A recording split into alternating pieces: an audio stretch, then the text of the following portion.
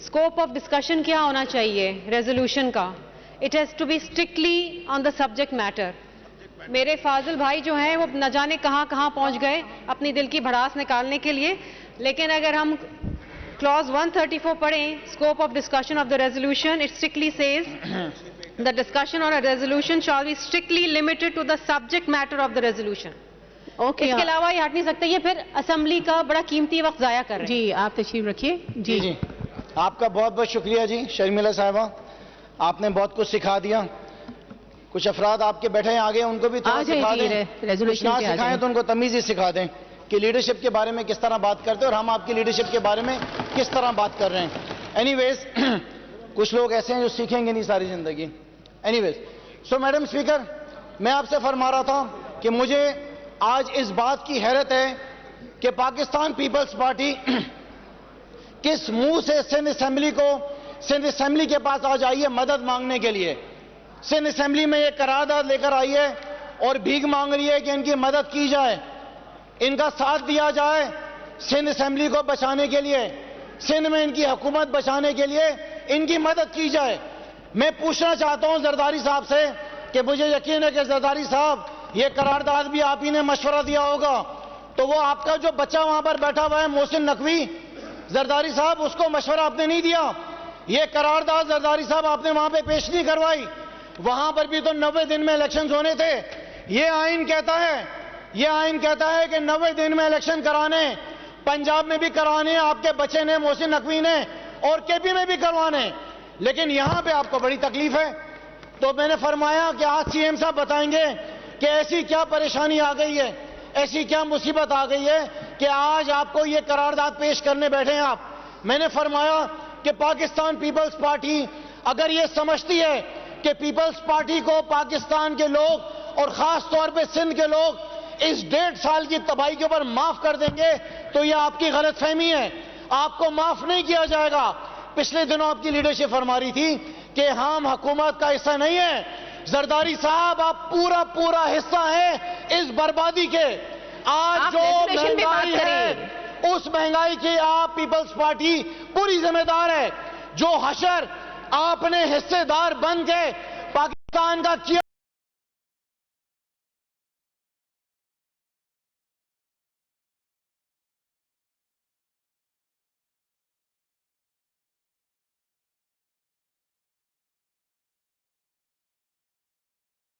Value नहीं है।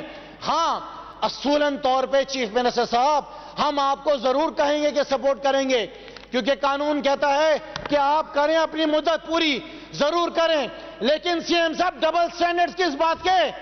वहां पे आपको डर है, वहां पे आपको खौफ है कि पंजाब आप हार जाएंगे, केपी आप हार जाएंगे। और वो साहिबा फरमा रही थी बिलावल जो है वजीर आजम बनेंगे। अरे कहां से बिलावल वजीर आजम बनेंगे? वो मोहतरमा शहीद बेनजीर भुट्टो साहबा के टाइम पे वो कहा करते थे कि चारों सूबों की जंजीर होती थी। आप केपी से फारिग, पंजाब से फारिग, बलूचिस्तान में आप नहीं है, केपी में आप नहीं है, आप कहते हैं कि आपका वजीर आजम बनेगा। आइन ये आपका कहता है स्पीकर साहिबा कि आपने पंजाब में और केपी में 90 दिन में इलेक्शन कराने। आप उस तरफ आगे बढ़े ना, उसमें क्या प्रॉब्लम है आपको? मैं चीफ जस्टिस ऑफ पाकिस्तान से कहता हूं कि चीफ जस्टिस साहब ये ड्रामेबाजी तो चलती रहेगी। हम आपसे, जो पाकिस्तान की आवाम है चीफ जस्टिस साहब, आपसे क्या एक्सपेक्ट करती है? हमारी एक्सपेक्टेशंस आपसे एक है, और वो सिर्फ एक एक्सपेक्टेशन कि इस आइन के ऊपर आप अमल कराएं, ना इनसे डरें, ना इनसे घबराएं। अवाम इनको रोन देगी, कुछ भी नहीं बिगाड़ सकते आपका। ये वही लोग हैं जिन्होंने हमला किया था सुप्रीम कोर्ट के ऊपर, और आज इनके साथ वही लोग बैठे हुए हैं जो इनकी लीडरशिप की तस्वीरें फेंका करती थी, वो बेशरम लोग। हम उसकी सख्त अल्फाज के अंदर जो है मजम्मत करते हैं, लेकिन आज जो पाकिस्तान का हाल हो रहा है, आज पाकिस्तान की जो बर्बादी चल रही है, आज पाकिस्तान जो पीछे जा रहा है, आज पाकिस्तान की आवाम जो है उसकी चमड़ी उतारी हुई आप लोगों ने। पाकिस्तान पीपल्स पार्टी उसकी सबसे बड़ी हिस्सेदार है, क्योंकि आपने कहा कि रिजीम चेंज की प्लानिंग अमेरिका में नहीं हुई थी, बिलावल हाउस में हुई थी। इस बिलावल हाउस को हम आने वाले इलेक्शंस में सबक सिखाएंगे। अगर पंजाब और केपी में पीटीआई आ सकती है तो सूबे सिंध के अंदर भी पाकिस्तान तहरीक इंसाफ की हुकूमत आएगी, पाकिस्तान तहरीक इंसाफ का वजीर आला आएगा। Thank you. सीएम साहब मुझसे पूछ रहे थे ना कि आप कौन हैं। सीएम साहब आपको इलेक्शन के बाद बताएंगे कि हम कौन हैं। आप अपने वजीरों की करप्शन को संभालें सीएम साहब। वो जो नारा था ना पाकिस्तान खपे, वो पाकिस्तान खपे नहीं था, वो माल खपे था। माल खप रहे सिर्फ, अवाम को कोई रिलीफ नहीं मिल रहा है। पाकिस्तान खपे की वजह से तो आप लोग मौजूद हैं यहाँ पे। करारदाद है वो उस सूरत में बिल्कुल एक्सेप्टेड है कि हाँ आपकी हुकूमत को टेन्योर पूरा करना चाहिए। हम इस बात को सपोर्ट करते हैं, लेकिन डरे ना, पंजाब और केपी से ना भागे। हमें इस बात का खत्म करते हुए बात कर रहा हूं, हमें इस बात का अंदाजा हो गया है कि जरदारी साहब को एहसास हो गया है कि मामला पंजाब और केपी तक नहीं है, पीटीआई और इमरान खान सूबे सिंध में भी आ रही है। इस वजह से डरे हुए, इस वजह से घबराए हुए। लिहाजा मैं आपकी अपनी बात खत्म करते हुए सिर्फ एक बात कहना चाहूंगा आखिर में चीफ जस्टिस साहब को कि चीफ जस्टिस साहब, अवाम को मायूस ना करना, इनसे ना डरना, ना किसी इस्टेब्लिशमेंट से डरना। अवाम आपके साथ खड़ी हुई है। बहुत शुक्रिया। खुरी करेगी। पाकिस्तान जिंदाबाद। जी, चीफ मिनिस्टर सिंध सैयद मुराद अली शाह साहब। बिस्मिल्लाहिर्रहमानिर्रहीम। बस यार बस। बिस्मिल्लाहिर्रहमानिर्रहीम। स्पीकर साहब बहुत शुक्रिया मुझे इस रेजोल्यूशन को रैप अप करने के लिए और बात करने के लिए। सबसे पहले तो मैं क्लियर कर दूं, इनका प्रोटेस्ट है, लेकिन ये सेशन बुलाने के लिए इसलिए कि आपको पता है कि हमारी टर्म जो है, सबको पता है, अगस्त 13 को ख़त्म होनी है। 13 या 14 या 12 जो भी 5 साल जैसे भी गिनते हैं, 13 अगस्त चलेगी जो भी ख़त्म होनी है। आपने 14 का तो थोड़ी देर पहले, इसलिए मैं कंफ्यूज हो गया, इसलिए मैंने कहा आपने टोपी ओपी पहनी है, मोतबर आदमी है, सीनियर है मेरे से, तो शायद ज़्यादा पता हो, लेकिन होनी है ख़त्म। और हमारे यहाँ कॉन्स्टिट्यूशन में है कि 100 दिन हमें साल के करने होते हैं और हम उसमें काफ़ी पीछे हैं, तो वी सेड कि we have to do the session. और इसी वजह से हमने कहा था इस वीक में सेशन शुरू करेंगे। मंडे लेबर डे था, ऑब्वियसली नहीं शुरू कर सकते थे। ट्यूसडे, नहीं तो नॉर्मली लोग ट्यूसडे सेशन शुरू नहीं करते कि प्राइवेट मेंबर डे है, सरकार मैंने कहा नहीं ट्यूसडे शुरू करो। और उसी दौरान कुछ मेंबर्स मेरे पास आए, उसमें बुरहान चांडियो साहब ने आज ये रेजोल्यूशन मूव की है और उन्होंने ये बात की कि ये मैं अपनी असेंबली से एक रेजोल्यूशन पास करनी चाहिए। मैंने कहा जी ले आए, असेंबली का सेंस मैं ले लूंगा और असेंबली फैसला करेगी। जी रेजोल्यूशन है क्या? आप लोगों ने भी पढ़ी, काफ़ी दोस्तों ने पढ़ी, पता नहीं बहुत मेरे दोस्तों ने, कुछ दोस्तों ने बड़ी धुआंधार तकरीरें की, वो धुआं ही निकल रहा था, सिर्फ धुआं। जब जलन होती है तो धुआं निकलता है। अच्छा, अब वो कहते हैं जी हुकूमत ने क्या किया है, हुकूमत ने ये नहीं, भाई हुकूमत का तो जिक्र ही नहीं इसमें पूरी रेजोल्यूशन में। कहता क्या है, पहला पैराग्राफ जिसपे फिर पढ़ के भी सुनाया था, current assembly has performed it's constitutional obligations in a befitting manner and represented the people of Sindh effectively, raising issues of public importance and guiding the government in finding solutions. Assembly की बात कर रहे हैं। Yes, इस assembly ने अच्छा काम किया। मैं आज गवर्नमेंट की तो आज बात ही नहीं कर रहा ना, वो तो उसका वक्त आएगा, बात करेंगे। जो अच्छा किया, जो बुरा किया, वो भी सबके सामने रखेंगे। इधर भाई गवर्नमेंट की क्या बात थी, आपने काफी दोस्तों ने कर दिया ये कह के, क्या असेंबली ने अपनी कॉन्स्टिट्यूशनल ऑब्लिगेशंस नहीं की हैं? हर साल बजट भी पास किया है, जो भी आइन में लिखा गया है। अच्छा, आगे है effectively raising issues of public importance. क्या अब्दुल रशीद भाई आपने पब्लिक इंपॉर्टेंस के इश्यूज नहीं रेज किए? यहां मोहम्मद हुसैन चले गए, रेजोल्यूशन अच्छी नहीं पास की है, मतलब दोनों तरफ से, ट्रेजरी की साइड से भी, ऑपोजिशन की साइड से भी। कुछ हमारे नए मेंबर्स आए जो पाकिस्तान तहरीक इंसाफ के थे, उन्होंने भी अच्छा परफॉर्म किया।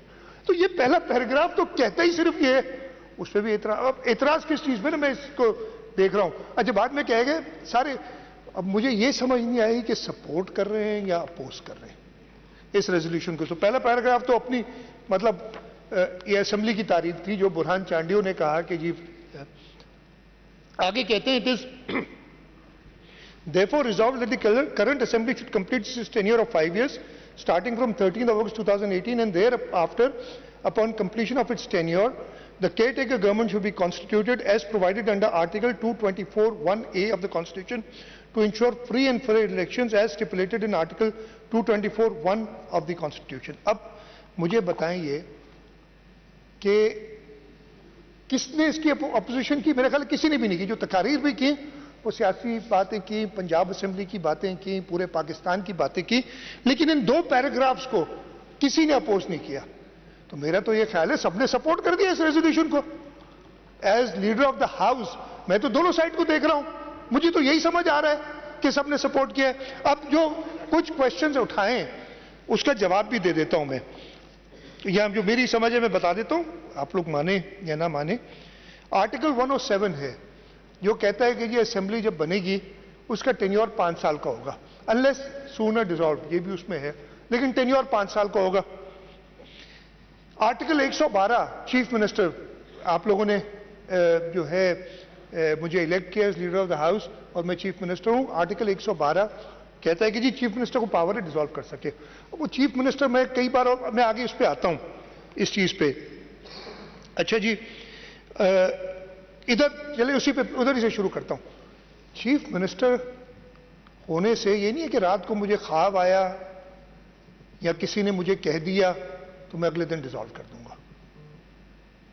ये जो पावर दिया जाता है, again it is not written in the constitution, ठीक है जी, बट इसका मकसद स्पिरिट यही है. ये थोड़ी कि आज मुझे मूड नहीं हो रहा दफ्तर जाने का, कहते यार आज मैंने छुट्टी करनी, चलो असेंबली डिसॉल्व कर देता हूं.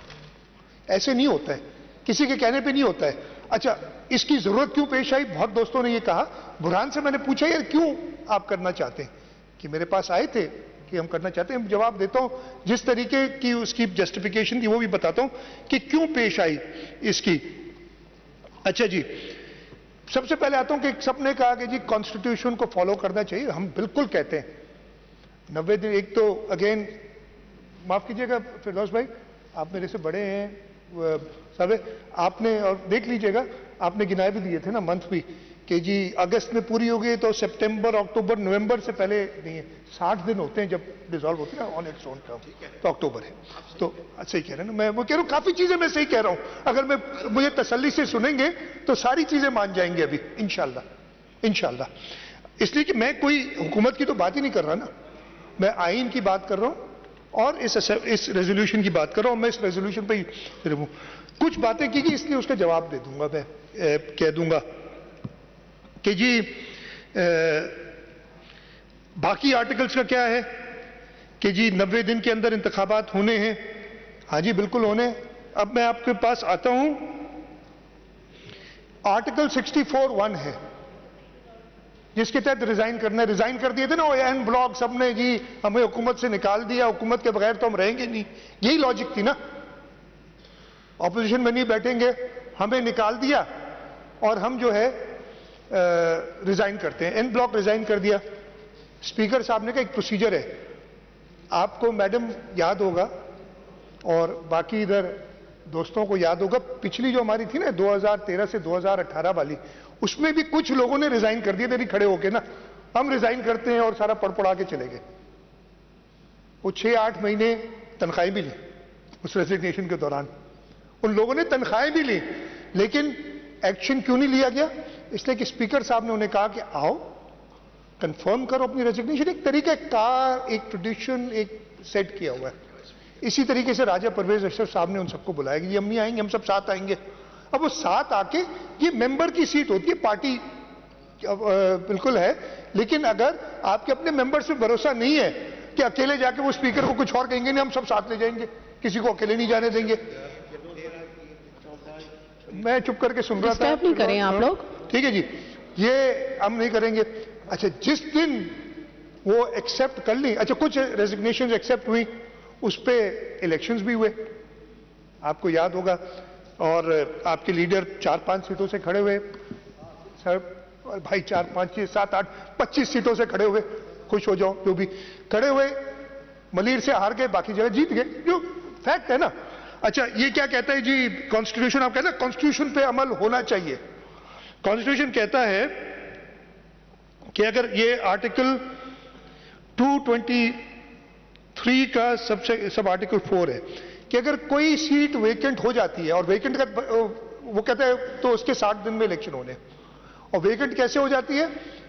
अगर आप एक से ज्यादा, मैं मेंबर हूं, उसमें स्पीकर की जरूरत नहीं थी किसी ऑर्डर की, अगर मैं मेंबर हूं और मैं एक और इलेक्शन लड़ता हूं, कोई वेकेंट सीट आती है और मैं जीत जाता हूं, तो मेरी पहली सीट खाली हो जाएगी। तो इतनी सारी सीटें खाली हुई, इलेक्शन हुआ, आपने तो कोई लॉन्ग मार्च नहीं किया कि इलेक्शन कराओ। तो ये सारा चीज कॉन्स्टिट्यूशन को सेलेक्टिवली यूज करना है। इस वक्त भी बहुत ही एहतराम के साथ मैं नहीं सुप्रीम कोर्ट के चीफ जस्टिस को कहूंगा या जस्टिस को कहूंगा कि आप अपना, ये बहुत ही एहतराम के साथ, यही पार्टी थी जिसके मेंबर हमने देखा था कि वो चीफ जस्टिस और कुछ जजेस थे, जो 5 जजेस थे जिन्होंने, जो एक आईनी तरीके से वजीर आजम को हटाया गया था थ्रू वोट ऑफ, जो बाद में वोट ऑफ नो कॉन्फिडेंस, उससे पहले जब फैसला दिया कि जिन्हें वोट होना चाहिए, और वो साजिश वाजिश करके जो उठ के चले गए थे और असेंबली डिसॉल्व कर दी थी, उसको गलत किया, तो उन्हीं चीफ जस्टिस और 4 और जजेस, जिनमें 3 भी मौजूद हैं, जो 3 का बेंच है, वो आपने देखा होगा जूते रख के मार रहे थे। ये हम नहीं थे, ये पीपल्स पार्टी नहीं थी जिन्होंने इस तरीके से जजेस का किया, जूते मार रहे थे जजेस की तस्वीरों को, आप सबने वो देखा होगा और आपको याद होगा। तो ये बता दूं, अच्छा जी, 90 दिन कॉन्स्टिट्यूशन में बिल्कुल है, और हम अगेन ये जो रेजोल्यूशन है, ये सिंध असेंबली है, ये पंजाब असेंबली नहीं है, ये पंजाब असेंबली नहीं है, सिंध असेंबली के बारे में करारदाद दे रही है। आप लोग जो है उस पर अपनी असेंबली को छोड़ के, अपने काम को छोड़ के, इधर से पता चलता है बहुत ही एहतराम के साथ कि नहीं, इंटेंशन कोई और है, कि आप क्यों उसको ला रहे। अच्छा जी, 2-3 चीजें और भी मैं कह देता हूं, बता देता हूं। आरिफ जतोई साहब ने, अच्छा मुझे समझ नहीं, आरिफ साहब आप पता नहीं सपोर्ट कर रहे थे या अपोज कर रहे थे, आई कुडंट अंडरस्टैंड। शहरियार ने बता दिया हम सपोर्ट कर रहे हैं, लेकिन जरूरत क्यों पेश आई, और वो भी अभी बता, उसका जवाब देता हूं मैं, जरूरत क्यों पेश आई। जतोई साहब ने कहा कि जी 62 में इतने दिन बाद हुई, 65 में इतने दिन बाद हुई, 70 में इतने दिन बाद हुई, सोना अब टिल 97 शायद इलेक्शंस 2 अलग दिन पे होते थे। लेकिन ये तो सबने मिलके कहा कि नहीं, एक दिन पे इलेक्शन कराओ, इसलिए कि बड़े बड़े, आपको 1988 याद होगा, 1988 में शहीद मोहतरमा बेनज़ीर भुट्टो इस मुल्क में वापस जब आई थी 85 में, 86 में, और उसके बाद उन्होंने कैंपेन की और पूरे पाकिस्तान ने, पाकिस्तान पीपल्स पार्टी को, शहीद मोहतरमा बेनज़ीर भुट्टो को जो कहते हैं सैलाब एक आया था, वोट दिया, और उसके 3 दिन बाद पंजाब असेंबली के कायम अली शाह साहब बैठे, सीनियर है मेरे से बहुत, इलेक्शंस हुए तो क्या नारे लगे थे, फिर वो नफरत के नारे शुरू हो जाते हैं, सबको याद होगा ये। हम यही चाह रहे कि वो नफरत के नारे नहीं चाहिए हमें एक वक्त पे इलेक्शन के, इसलिए एक डिमांड ही समझते हमारी पार्टी की, इसीलिए कि हमने ये देखा है, जाग पंजाब जाग, पता नहीं, मैं नहीं अब वो नारे लगाना चाहता। ये क्या चाहते हैं कि वो इलेक्शंस करा के फिर वो पूरे लोग उसको फॉलो करें, वो नारे लगे, इस वजह से बाद में कहा गया कि नहीं, इलेक्शन एक वक्त पे होने चाहिए। ये रीजन है कि जो बाद में जतोई साहब, don't go into the 60s and 70s, talk about 2023, you yourself have been elected for the first time I think in 2002 and the elections were held on the same date, and आप उसके बाद हुकूमत में भी आए थे, वजीर भी बने थे। अच्छा, हमें, मुझे क्या जरूरत है जी, मैं तो ये 4थी टर्म कर रहा हूं और अल्लाह ताला का शुक्र है, चारों जी 4थी टर्म भी, पहली 3 टर्म्स पूरे 5 साल असेंबलियां चली है, एक स्टेबिलिटी आई है, ये इंस्टेबिलिटी अभी क्रिएट की गई। अच्छा, जरूरत क्यों पेश आई, इसका भी थोड़ा सा मैं जवाब देता हूं। मैंने कहा ना कि ये किसी आदमी का अपना वो नहीं होना चाहिए, आज ये ख्वाब में आया मुझे काम नहीं करना है, मैंने असेंबली डिसॉल्व कर दी, मुझे फलाने ने कह दिया मैंने असेंबली डिसॉल्व कर दी।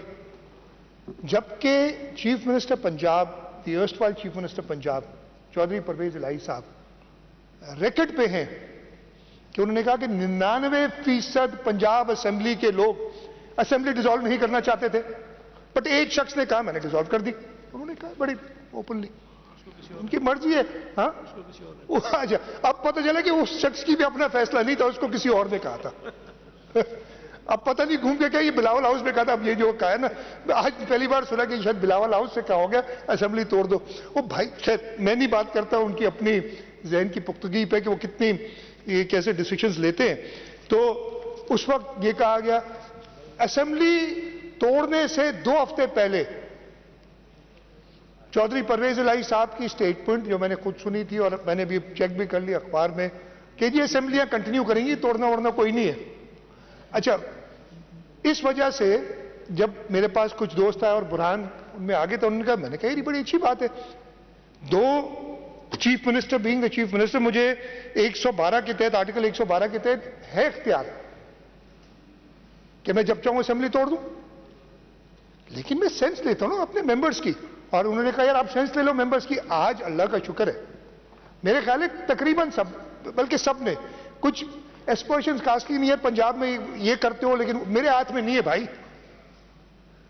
अगर आप चीफ मिनिस्टर सिंध को आईन में ये पावर दिला दो कि पंजाब की असेंबली में वो जब चाहे डिसॉल्व करे जब चाहे ना करे, तब मैं जिम्मेदार हूं। मेरी तो जिम्मेदारी नहीं है ना। आप लोगों ने इधर, हम बात कर रहे हैं सिंध असेंबली की, आप पंजाब असेंबली लिया है, फलानी लिया है। अच्छा, आर्टिकल जो भी है 90 दिन वाला, मैं भूल गया हूं अभी, एक्सपर्ट नहीं हूं मैं कॉन्स्टिट्यूशन का, वो केपीके असेंबली के लिए भी कहता है। ठीक है जी, उधर कोई शोर हंगामा कुछ नहीं है, आप कहते करा दें। अच्छा, अभी आप कह रहे हैं कि जरूरत क्यों पेश आई? भाई जो हमारे मेंबर्स थे उन्होंने कहा ना, ये कहा कि जी डायलॉग जो आज होना है 9 बजे होना है, पता नहीं 8 बजे होना है, वो कर रही हैं जमातें आपस में, वो जो डायलॉग आज होना है उसको करने के लिए कहा। वो डायलॉग तो पहले ही खराब कर दिया, कहते हैं जी 14 मई को से पहले रिजॉल्व करेंगे तो बात नहीं करनी। मतलब कहते हैं कि 14 मई से पहले असेंबली डिसॉल्व करो, नहीं तो बात नहीं करनी। तो इसीलिए सारे मेंबर्स ने कहा भाई, ये जो हमारे मेंबर्स थे और आप सब ने उसका साथ दिया है कि किसी और के चक्कर में आप ऐसे असेंबली नहीं डिसॉल्व कर देना। मैंने कहा नहीं भाई, आप, मैं हाउस का सेंस ले लेता हूं, और हाउस का सेंस हमने अभी लिया है। अच्छा, रेजोल्यूशन कहा कि और क्यों नहीं रेजोल्यूशन लाते हो? पंजाब की रेजोल्यूशन इधर कैसे लाएंगे यार, मुझे बता तो दो, ये बता तो दो भाई। पंजाब असेंबली के वो ना कॉन्स्टिट्यूशन, यस, ये constitution, we are the only party use already, बात की थी कि पहले मुझे बड़ी हैरत हुई, मतलब थोड़ी सी अफसोस भी हुआ कि वो सारे एक्शंस, चाहे वो जियाउल हक के हो जिसने असेंबली तोड़ दी थी, चाहे वो परवेज मुशर्रफ के हो जिसने असेंबली तोड़ दी थी, उसको इक्वेट कर रहे हैं कि वो भी तो पहले खत्म हो गई थी, तो ऐसी क्या बात है, आप उसको जस्टिफाई कर रहे हैं। ये कॉन्स्टिट्यूशन तब हमने कभी भी नहीं माना था। हमारे कारकुनान ने कोड़े खाए, जेलें खाई, हमारी लीडरशिप ने शहादतें दी इस कॉन्स्टिट्यूशन के लिए, इसको अपहोल्ड करने के लिए। अब आप सेलेक्टिव सिर्फ पंजाब असेंबली के लिए आपको कॉन्स्टिट्यूशन याद आ रही है, आपकी जो अपनी बाकी चीजें उन पे कॉन्स्टिट्यूशन याद नहीं आ रही कि 60 दिन में इलेक्शन होने चाहिए थे, जितने सारे। इधर हालत ये है कि जब एक बार, अब इसीलिए तो कह रहा हूं कि समझ नहीं आती कि, और पिछली बार भी हमने देख लिया, ये तो पहले ही समझ आ गई थी। 2013 से 18 बताया कि 4 लोगों ने रिजाइन किया, तनख्वाहें लेते रहे और 5-6 महीने बाद वापस आके बैठ गए। इस वक्त भी रिजाइन किया, स्पीकर साहब ने कहा भाई एक एक करके आओ, नहीं आए। फिर जब स्पीकर साहब ने करने शुरू किए तो कहते कोर्ट चले गए जी, हमने रिजाइन किया ही नहीं। अब इन पे यकीन कैसे करे भाई? अभी भी मेरी इंफॉर्मेशन मेरे पास पूरी नहीं, लेकिन मैंने मीडिया पे सुना, मैंने अभी अपने लॉ एडवाइजर से कहा था जरा कंफर्म कर दें, मुझे जल्दी में हुआ नहीं। अभी भी मैंने सुना है कि पंजाब असेंबली के स्पीकर और खैबर पख्तूनख्वा के स्पीकर ने कोर्ट में दरखास्त दी कि हमारी असेंबली रिवाइव करो। मतलब यार कुछ सोचो तो, 90 दिन में इलेक्शन कराओ, नहीं असेंबली रिवाइव करो, सोच लो करना क्या है। अच्छा गलत है, मैंने कहा मुझे कंफर्म नहीं है मेरे भाई, सुन लिया करो ना, आप लोगों ने पता नहीं क्या कर, आप लोगों ने अपनी स्पीच कर ली, अब ठीक है जी, बैठे बैठे अच्छा, बात करें। मैंने खुद मीडिया पे सुना है कि उन्होंने कहा है कि सफ्तैन खान जो स्पीकर परवेज इलाही ने, ये मैंने ये खुद सुना है, किया कि नहीं किया मुझे नहीं पता, लेकिन परवेज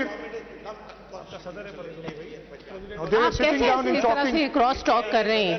किस तरह से आप सुन नहीं रहे हैं? आप इस तरह से नहीं करें। सिटिंग डाउन, अब वो तो है ना, 5 सालों में आप नहीं सीख सके।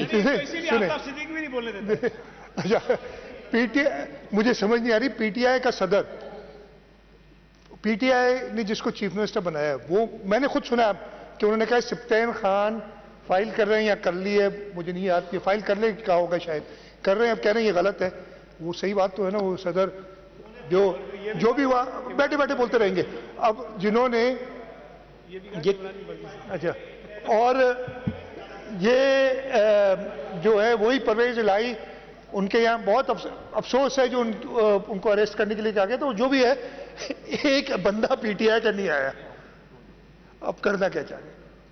तो खैर ये फिर मैं डाइग्रेस कर जाऊंगा, मैं अपने आप को करना चाहता हूं सिर्फ इस पे, मैं राना अंसार साहब और रशीद खिलजी साहब, मार साहब, जो मार साहब आपको है ना क्यों, तो भाई वो बातें हो रही है ना कि पता नहीं किसी, ये असेंबली, ये चीफ मिनिस्टर, इस असेंबली ने इलेक्ट किया है, इस असेंबली की जो मर्जी होगी तब, अगर वो मैं 112 का पावर इस्तेमाल करूंगा, मैं कह रहा हूं कि अपना पावर अगर कभी इस्तेमाल करना पड़ा तो मैं पहले इस असेंबली में आऊंगा, इस असेंबली से राय लूंगा मैं,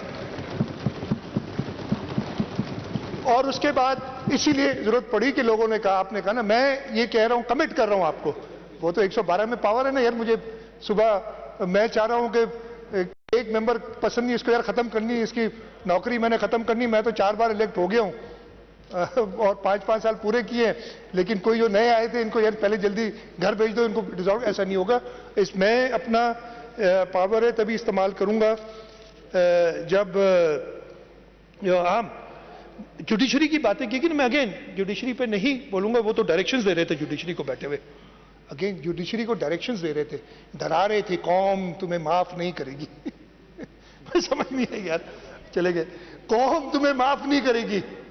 आई होप चीफ जस्टिस साहब ने सुनाओ कि कह रहे हो सुधर जाओ नहीं तो जूते पड़ेंगे वैसे ही, मैं नहीं कह रहा हूं, वो कह रहे थे कौम तुम्हें माफ नहीं करेगी, कौम ये है बैठे हुए। अच्छा जी, यही जो कह रहे थे जुडिशरी का एहतराम, एक सिटिंग जज पे जो सीनियर प्यूनी जज है, चीफ जस्टिस बनने जा रहा है, उसके खिलाफ आपने रेफरेंस फाइल किया, उसकी फैमिली को आपने, और बाद में प्रेसिडेंट ऑफ पाकिस्तान कहते हैं कि मुझसे गलती हो गई थी, मुझे करना नहीं चाहिए था। ये कौन कर रहा था जुडिशरी के साथ मजाक? नहीं, ये आपने बात की थी ना, आप लोगों का रिप्लाई है, मैं ये जवाब दे रहा हूं इसका। मैं जो है, अच्छा एक दूसरी चीज, एक दो मेंबर्स ने कहा एक दिन का सेशन, ये तो हमने पहले से ही कहा हुआ था कि सेशन करना है, आज सेशन है, इसके बाद फ्राइडे को दोबारा सेशन है और अगले हफ्ते सेशन चलेगा। आप लोग सब तो ये आप वो ना करें, आपको सबको, और मेरा ख्याल है सिंध असेंबली, वाहिद असेंबली जो हर एक को मौका देती है, ऐसी ऐसी तकारीर होती हैं, इधर क्लेम करते हैं मैंने 6 घंटे की तकरीर, को कहते हैं मैंने 10 घंटे की, कभी किसी को नहीं रोका। आप ही की तरफ से ये नया शुरू हुआ है कि जी लीडर ऑफ द हाउस को बोलने नहीं दो बजट के बाद हो, ये आप लोग पहले ही कभी नहीं होता था ऐसे। पहले अगर होता था तो हम शुरू में ही, कोई एहतजाज होता था, हम अपोजिशन में भी थे, हम शुरू में ये नहीं कि जी अपनी तकारीर कर ली फिर किसी और को नहीं बोलने दिया। अच्छा एक बात की थी, मैं नाम ले लेता हूं इसलिए कि अपनी की अब्दुल रशीद भाई ने 62-63 की, मेरा अपना ओपिनियन, मैं ये जो है Karachi Sindh high court bar या Karachi bar I don't know, उसका एनुअल डिनर था जिसमें chief justice Sindh high court भी बैठे थे, एक सुप्रीम कोर्ट के जज भी बैठे थे, हाई कोर्ट बार का, और 3-4 हज़ार वकला थे, उसमें मैंने तकरीर की थी, और मैं वो रिपीट कर रहा हूं, मेरा अपना व्यू 62-63 के बारे में। ये जब आइन शहीद जुल्फकार अली भुट्टो ने बनाया था ना, आर्टिकल 62 के 3 सिर्फ शराइत थी कि जी वो पाकिस्तानी हो, ठीक है जी, उसकी अगर एमपी या एमएनए खड़ा होना चाहते हैं तो 25 साल उम्र हो, और अगर सेनेट में मेंबर होना चाहते 30 साल उम्र हो, ये 3 शराइत थी। उसके जो आर्टिकल 63, अच्छा अब वो 3 से बढ़ के ABCDEF तक तो है, 62(1)F है, आगे भी है GH पता नहीं, तो 8-9 कर दी कि जी अच्छा मुसलमान हो भाई, तुम नहीं मुझे बता सकते कि मुझे ये कहा गया कोर्ट में कि जी ये तो हमें देखना पड़ेगा, और वो भी वक्त आया था ना 2013 में, आपको याद होगा कि लोगों, और उस पे जस्टिस मंसूर अली शाह की जजमेंट्स है तो जज करने के लिए खैर उसको बढ़ा दिया। जो आर्टिकल 63 था उसमें भी 3 या 4 शिकें थी। उसमें ये थी कि जी आप इंसॉल्वेंट ना हो, आपके दिमागी हालत सही हो, जो डिस्क्वालिफिकेशंस थी, और आप ड्यूल नेशनल ना हो, ये भी थी बिल्कुल शर्त। उसमें पता नहीं क्या जी आपने कर्जा नहीं लिया है, अभी हो ये रहा था। उससे हुआ क्या, आपने हर आदमी को इलेक्शन से दूर भगा दिया, इसलिए कि वो स्क्रूटनी ऐसी करते हैं जो जायज नहीं है। स्क्रूटनी उस तरीके की स्क्रूटनी करते, समझते हैं कि अच्छा अगर इतना ही अच्छा होता ये सारा कानून जो कि ज़ियाउल हक लेके आया था, ये सारी चीजें, तो बड़े अच्छे अच्छे लोग आते हैं उसके बाद आप खुद ही उन पे एतराजात उठाते हैं सारे। और इससे पहले शहीद जुल्फकार अली भुट्टो या उस वक्त के जो बड़े बड़े लीडरान थे, और उनको लोग मानते हैं, मैं नाम अब के मौलाना मुफ्ती महमूद थे, अपना प्रोफेसर गफूर थे, तब तो ये 62, 63 नहीं था जब ये बने थे, लेकिन अच्छे अच्छे लोग आते थे। ये ग्रेजुएशन की शर्त भी नहीं थी 2002 में, ग्रेजुएशन की शर्त वो पढ़ी लिखी असेंबली लाके वो एक किया।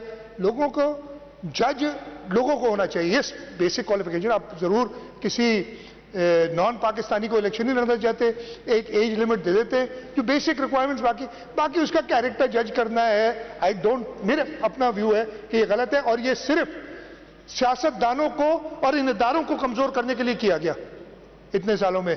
और हमें जो 18वीं तरमीम थी, इससे मेरा ख्याल था कि हमें इनसे, लेकिन उस वक्त जो भी वजूहात थी ये नहीं हो सका। तो टू कट इट शॉर्ट, बाकी तो सारी बातें हो गई। 62 महर साहब का भी आया था, और मैं ज्यादा सियासी बात नहीं करूंगा, इन्होंने की थी, खामखा एक बदमज़गी होती है ये एक असेंबली की तरफ से। और मेरा ये ख्याल है कि जो मैंने दोबारा रेजोल्यूशन पढ़ के दी है, रेजोल्यूशन के पहले पैराग्राफ में है कि इस असेंबली ने अच्छा काम किया है, इसके मेंबरान ने अच्छा काम किया है, हुकूमत के लिए कुछ नहीं है। हुकूमत के बाद में डिस्कस कर लेंगे जब चाहे, आज वो कर लेंगे ना उसको डिस्कस, ये उसके बारे में है नहीं ऐसे, ठीक है। और दूसरा ये कि इस हाउस ने चीफ मिनिस्टर को कहा है कि जी आप अपना इख्तियार इस्तेमाल दो। अगेन रेजोल्यूशन इख्तियार तो मैं ये कमिट कर रहा हूं कि मैं ये तब इस्तेमाल करूंगा जब मैं वापस इस असेंबली में आऊंगा, इस असेंबली का व्यू लूंगा। अगर कोई नेशनल इंटरेस्ट में समझते हैं कि जल्दी डिसॉल्व करनी तब करेंगे, otherwise it will complete this term which is the 13th of August 2023। तो इन दोनों में एतराज मेरा ख्याल है, बाकी तो और तकरीरें हुई ना, तो मेरा काम पसंद आया, अच्छी आपका व्यू है जी, मैं इस पर कोई एतराज नहीं है। ज्यादा जोर से चीख के बोलने से सच नहीं हो जाता। यही अभी इलेक्शंस हुए, सबने देख लिया, इस पूरे सूबे के लोगों ने लोकल गवर्नमेंट के इलेक्शंस में बता दिया। इंशाअल्लाह ताला 2023 अक्टूबर में जो इलेक्शन होंगे उसमें पूरे सूबे में, बल्कि पूरे मुल्क में, और ये जो बात कर रहे थे ना, आप भी इधर हम भी इधर, इंशाअल्लाह ताला चेयरमैन बिलावल भुट्टो जरदारी इस मुल्क के वजीर आजम बनेंगे, चाहे ये जितना। अच्छा इनको हंसी आ रही है ना, ये बहुत हंसा करते थे, ये हंसते हंसते इन्होंने अपनी असेंबली खत्म किया रो रहे। तो इंशाअल्लाह ताला चेयरमैन बिलावल भुट्टो जरदारी साहब इस मुल्क के वजीर आजम बनेंगे और पूरा पाकिस्तान उन्हें वोट देगा, इसलिए कि इनके दिन अब पूरे हो चुके हैं। बहुत बहुत शुक्रिया। तो स्पीकर साहब मैं ये रिक्वेस्ट करूंगा कि यूनानिमसली, इसलिए कि जीडीए के दोस्तों ने तो सपोर्ट की है, मुत्तहिदा कौमी मूवमेंट ने भी की है, आई डोंट नो रशीद साहब ने भी सपोर्ट की है, पीटीआई ने भी इस, और इनको इतराजात हो सकते हैं, इसके हद तक सपोर्ट की है। इस कहा है उन्होंने खुद के जी जो टाइम पे वक्त पे खत्म हो, मगर पंजाब, ये पंजाब मैं नहीं कर सकता, मुझे आइन में पावर दिला दो, मैं पंजाब के इलेक्शन करा देता हूं। मेरे पास तो यही पावर है जो 112 में, तो उसके लिए मैं आपसे मांग रहा हूं। तो मैं रिक्वेस्ट करूंगा कि बुरहान साहब ने बड़ा अच्छा, बड़ा टाइमली, इसलिए जो माहौल है मुल्क में उसको एड्रेस करने के लिए अच्छी रेजोल्यूशन दी है, उस पर काफी दोस्तों ने इस पर सिग्नेचर्स किए, तो अगर सारे इसको यूनानिमसली पास कर लेंगे तो एक अच्छा मैसेज आएगा। नहीं तो ऑब्वियसली सबकी अपनी मर्जी है जिस तरीके से पास करें, ज्यादा इससे ज्यादा मैं नहीं बोलूंगा। मैं ये रिक्वेस्ट करूंगा कि ये रेजोल्यूशन पास कर लें। बहुत बहुत शुक्रिया जी।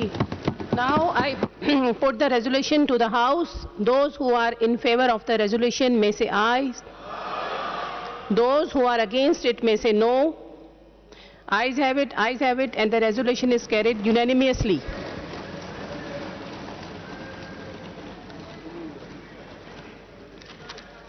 Now the House is adjourned to meet again on Friday, the 5th May 2023 at 10 a.m.